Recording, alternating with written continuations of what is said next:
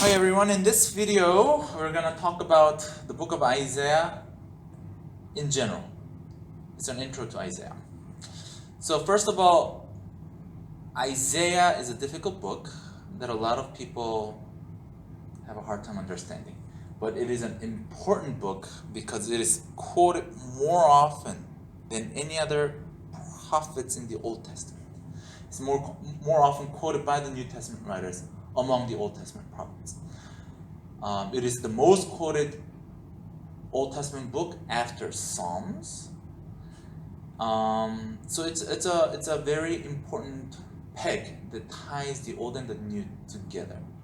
I will say, however, it is not written chronologically, so it is more like an anthology compiled by Isaiah later in his life, according to its theme. So just imagine maybe when I get 70 years old, I'm retired, I look through my computer, I look through all the sermons that I preached in my life, and I group them together.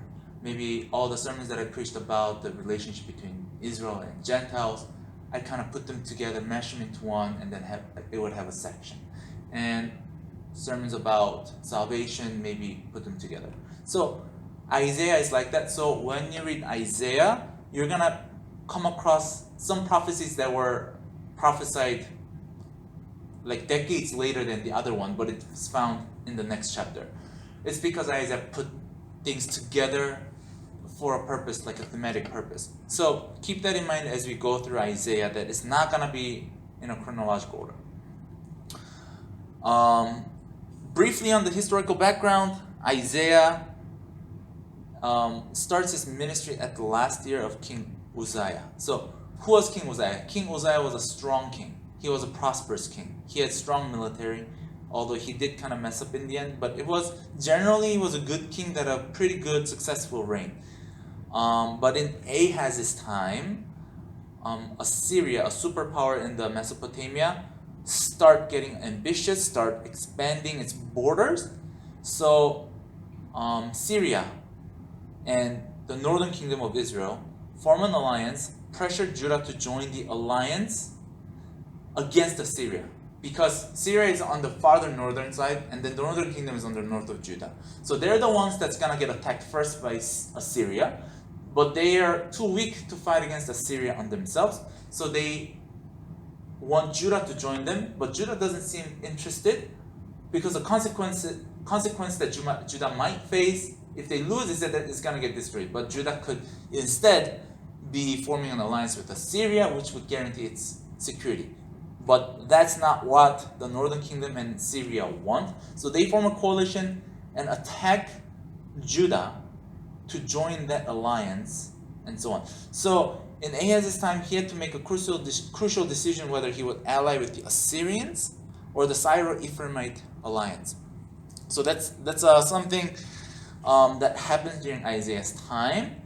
And then another king during Hezekiah. These are all kings that Isaiah would live through. During Hezekiah's time comes the second major crisis, and that is that Babylon expands towards Judah. So Babylon destroys Assyria and now is coming further south to attack Judah. So Judah faces two major enemies, Assyria and Babylon. Because Isaiah's ministry is so long, about 60 some years, in the beginning of his life, the biggest threat was Assyria. In the second half of his ministry, it's Babylonia. There's a shift of the superpower in Mesopotamia within the lifetime of Isaiah. And in both crises, Isaiah played a major role in the king's decisions. Okay? So this is a brief overview of the history. I will go more in details about the history of each passage as we go on. But in general, Judah has two major problems. One is Assyria, that is trying to attack this Palestinian area. Second is Babylon, who destroys Assyria, and now his turn to attack Judah, and so on. So that's the general background of Isaiah. I would also like to go through some similarities between Isaiah and the whole Bible. As I said, Isaiah is one of the most, it's a central book in the Old Testament that connects with the New Testament, or just gives a good overview of the whole Bible, in fact. So Isaiah is 66 chapters long, and the Bible is 66 books. Isaiah is divided into largely two sections, chapters 1 through 39 and 40 through 66. And likewise, the whole Bible has two testaments, 39 Old Testament books, 27 New Testament books. In Isaiah, the emphasis in chapters 1 through 39 is on God's righteousness, holiness, and justice. Emphasis in the 39 Old Testament books is on God's righteousness, holiness, and justice. Emphasis in chapters 40 through 66 in Isaiah is on God's glory, compassion, and grace. Emphasis in the 27 New Testament books is on God's glory, compassion, and grace. Chapters 1 through 39 of Isaiah emphasize Israel's need for restoration because of its sins. The Old Testament emphasizes humanity's need for salvation. Chapters 40 through 66 of Isaiah predict God's future provision of salvation in the servant. The New Testament describes God's provision of salvation in the Messiah. Isaiah begins with a description of Israel's rebellion and ends with a prediction of restoration. The Bible begins with a description of humanity's rebellion and ends with a depiction of salvation in Jesus Christ. The message of Isaiah is that a holy God will gain glory by judging sin and restoring his people.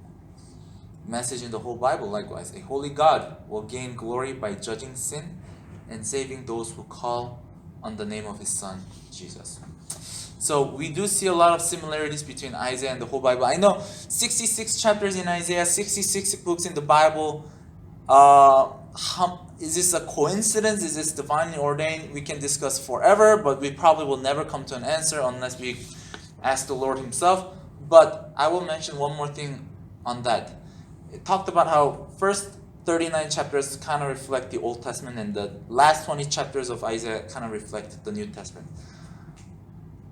I will add, and I'll let you take it or leave it. It's up to you, but it's just an observation. 40 through 66 is 27. That's 27 chapters, like 27 books in the New Testament. Where is the middle point in 40 through 66? So if you divide 27 by 2, it's 13.5, right? So it's like 13, about. Isaiah 53, which is the 13th chapter, or the 13th, 14th chapter in the second of Isaiah, is about the suffering servant that we very well know of. That he was pierced for our transgression, and so on. So in the middle, in the very center, in the culmination of second half of Isaiah, or in other words, in the center of it all, or in other words, in the center of the New Testament, lies the suffering servant who has suffered for the transgressions of the mankind. So it's up to you, take it or leave it, but it's just an observation. Okay, I do want to give another overview, trying to tell you Isaiah from a different angle, like an overview of it from a different angle. Let's see. Isaiah 1 through 35. By the way, Isaiah 36 through 39, the middle 4 chapters there, it's a narrative. I will talk about this a little later, but it's different. If you read Isaiah through in one sitting, from chapter 1 and just keep reading, you'll notice that Isaiah 36 through 39 are different. Isaiah suddenly talks about this historical event. It's a story, it's a narrative, it's prose. In the first half, before that, it's mostly poetry. It's prophecy, but in poetic form. In chapters 40 through 66, it's also poetry. It's prophecy in poetic form. But in 36 through 39, it's historical narrative. Okay? Just keep that in mind. Why do I say this? Because Isaiah 1 through 35 is prophecy. 40 through 66 is prophecy. 36 through 39 is history. The first one, 1 through 35, is about condemnation.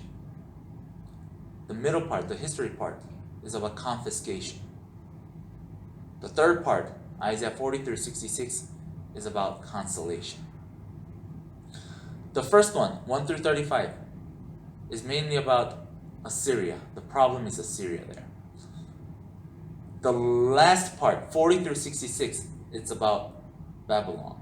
Babylon is the big problem that Isaiah talks about. In the middle, the historic narrative chapters, the 4 chapters in the middle, can be divided into 2 halves. The first 2 chapters are about the Assyrians. The second half, 2 chapters, are about the Babylonians. The first half, the prophetic part, is about the Messiah as a sovereign and a ruler. The second half of the book, the prophetic part, is a Messiah as a sufferer and a redeemer. Again, Messiah as a sovereign and a ruler. The second half, Messiah as a sufferer and a redeemer. So I can go on and on. It's very helpful to see Isaiah in a big picture like this first before we dive in. I will post more videos, more about the structure of smaller parts, like chapters 1 through 5 has its own structure, and then 7 through 12 it's its own unit, 13 through 27 it's its own unit, and so on. So I really like to go through these big pictures before we dive into the little words and questions that we have in each of the verses. So this is Isaiah in a nutshell, and in the next video I'm going to talk about Isaiah and the authorship. I separated authorship from this intro video because authorship of Isaiah is much debated and it's worth being educated about, because it is worth knowing what discussions are out there, whether you take it or not.